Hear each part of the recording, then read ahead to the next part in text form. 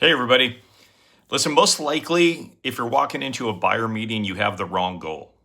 I know that sounds weird, but most likely it's true. Having done this for as long as I have, I can guess that your goal walking into a buyer meeting is you want to get an order.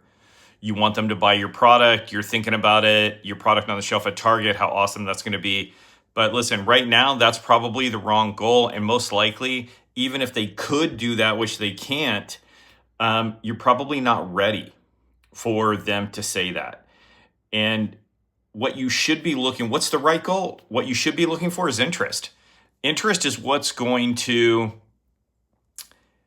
take you to the next step, which is going to take you to the next step after that, and the next step after that, which at the end of those steps is going to be a potential order. But you can't get there if the buyer doesn't have any interest. So the chances of getting an order on your first meeting with, let's say, a target buyer is almost zero.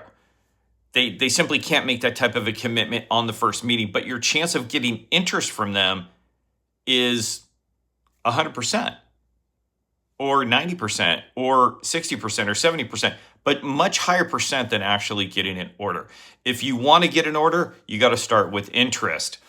I break down, listen, if you want to know more about this, there's a link in the bio or a link in the description where you can go to an article. I wrote the top 3 things to do before, during, and after a buyer meeting.